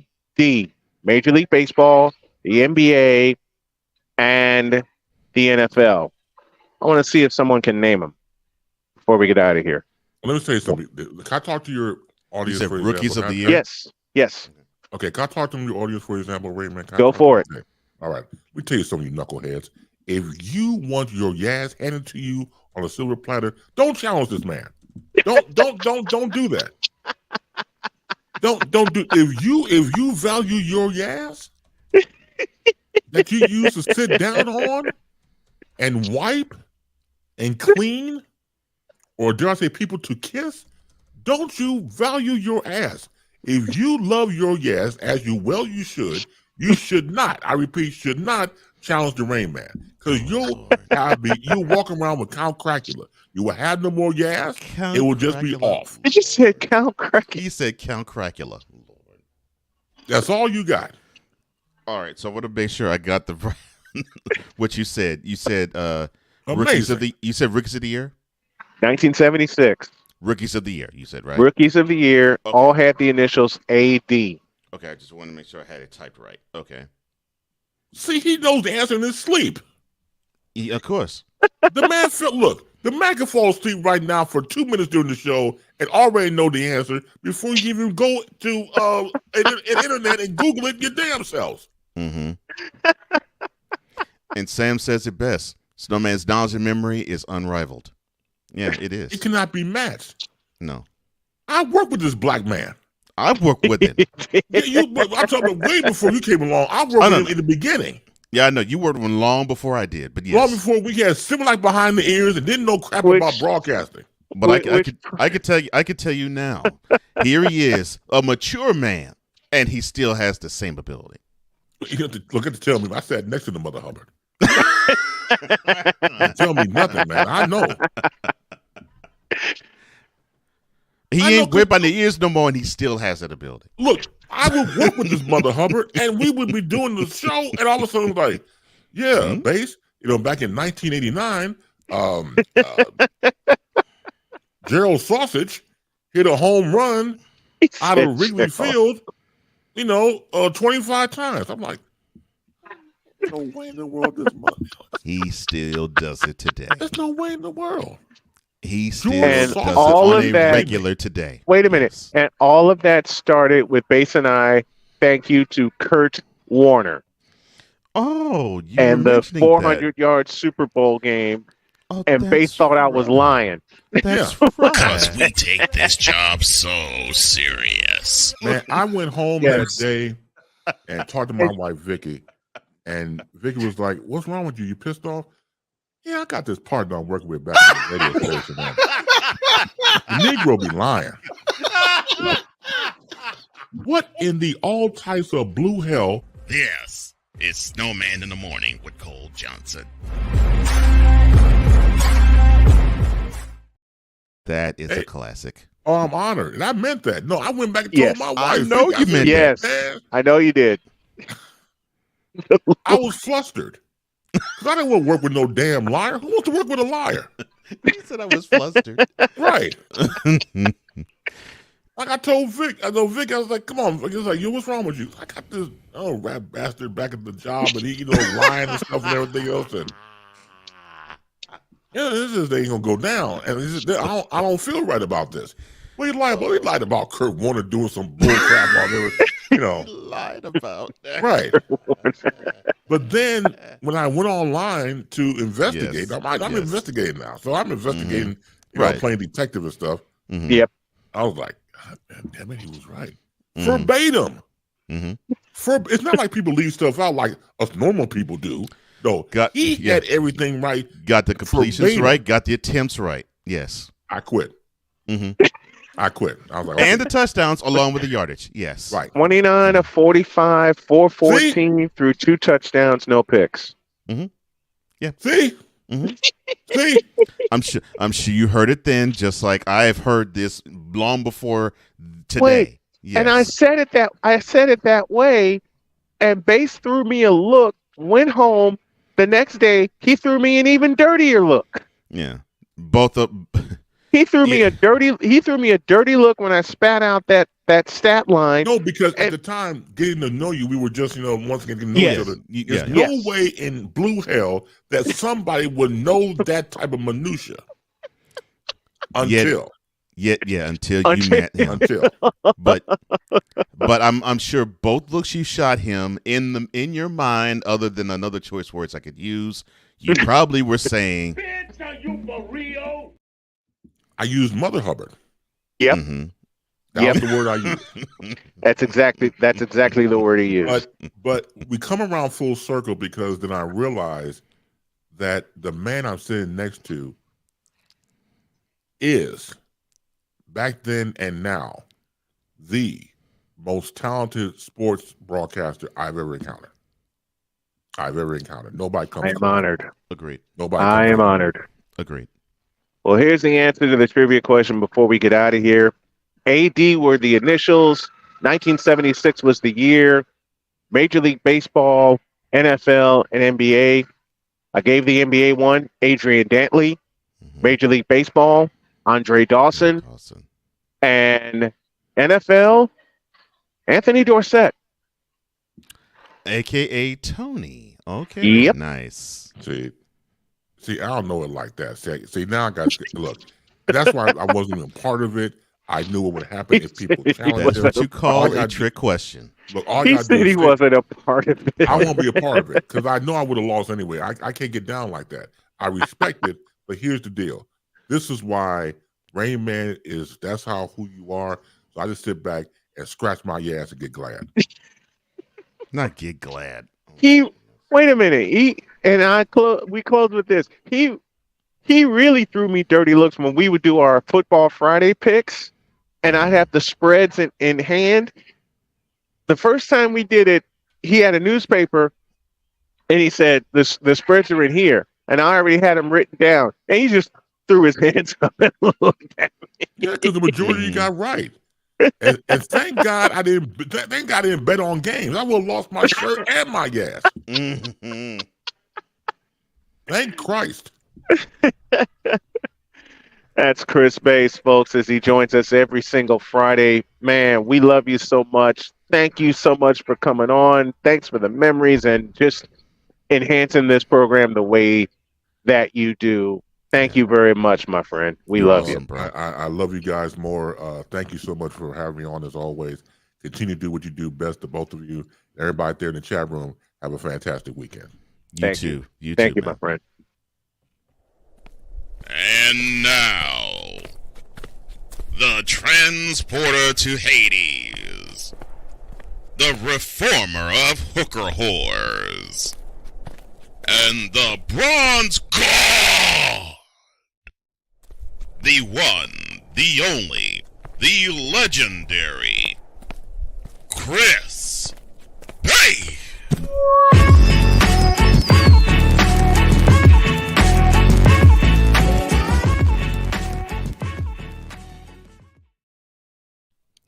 And a programming note. I can't get that theme out of my head. I can't get that theme out of my head. 105 today. It's the Sports Senseis with Drew and myself. We'll be on Fridays for the next couple of. We'll be on Fridays for the next couple of months. We'll take you through a rapid fire hour talking Final Four, and later today you got the Brian Snow Show coming up. And there's a replay, isn't there? I think there's a replay on Friday. Is there not? Or did I miss it? On the B3 Network, there'll be a replay of Cold Sports with us. You had fun this past. You had fun this past Wednesday, and I laughed right along with everybody in there. Look, when you get some of these stories, all you can do is laugh. I'm like, good Lord. I'm like, this is some ridiculous stuff. How did you say it? It writes itself. It writes itself, and a lot of what I talked about, which I'll give you a slight preview if you didn't see it, or if you want to see it, you go to the Cole Sports with the Z YouTube channel. I talked about, of course, Charles Barkley and Kevin Durant having their war words in the media yet again. Again. Talked about the NFL embracing the number 0 and not embracing things that really should be, like roughing the passer. I don't know, roughing the passer. Yeah, and a adult of the week that is deserving, and he just gives me laughs every time I talk about him. But yes, if you want to see it on the BS3 network via Roku TV, and that app you download it is for free. You can see it 3 p.m. Eastern, 2 p.m. Central there. If you want to see it now, you can go to the Cole Sports with the Z YouTube channel, and you can watch it there. And also, for a programming note, you just saw Chris Bass. You can see him 5 Eastern, 4 Central on his own Facebook page, where he goes in, and I do literally mean go in, on Baseline. If you want 2 hours worth of absolute entertainment, information, and downright knowledge, go to that Facebook page. It's Chris Bass, or I think Chris.Bass79, I think. His Facebook page, Baseline, 4 p.m. Central, 5 p.m. Eastern. If you're on the West Coast, it's 2 p.m. Watch Baseline. You will not be disappointed. And you will not be sorry. You'll not be disappointed. You will enjoy. You will not be disappointed. Just please don't tell him to start the show over, as a certain troll does. Oh, good Lord!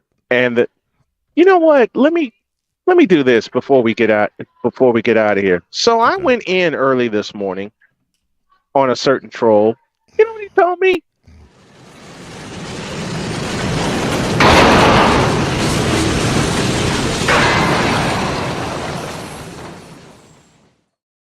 Man, I'm sorry. It slips. I'm sorry. No, okay, that didn't slip. That actually was appropriate. Okay, so that actually was appropriate. So you went in on a troll. What did the troll say? You know the troll I'm speaking of. Unfortunately, yes, I do. This blankety blank bleep bleep bleep. And I need you to open the quote, because boy, I'm ready. Just whenever you're ready, I got it. Here, let me find it. Okay. Open it.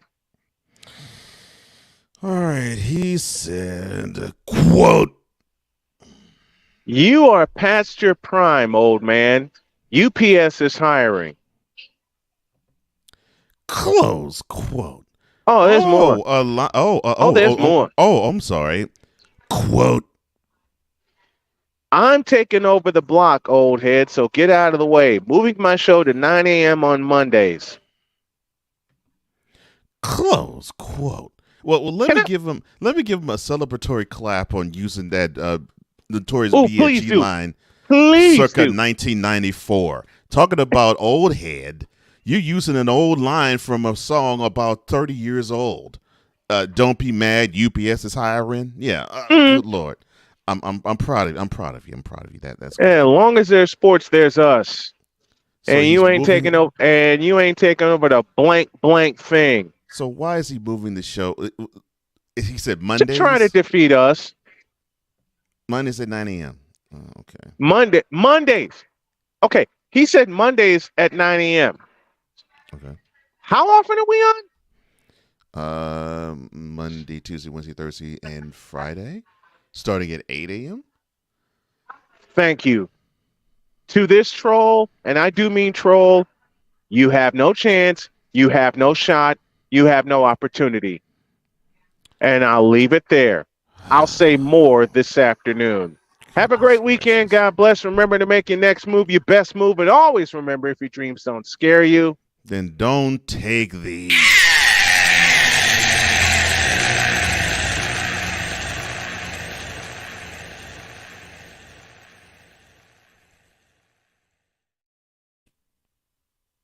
And this troll is doing often. Yeah. Oh my gosh. Mm. Goodness gracious. Dream big, do bigger. We are, and we hope y'all are too. We are out of here. Have a good weekend, See everybody. y'all Monday. Enjoy all of the festivities in sports, whether it's the men's Final Four, the women's Final Four, WrestleMania. Enjoy it all. See ya.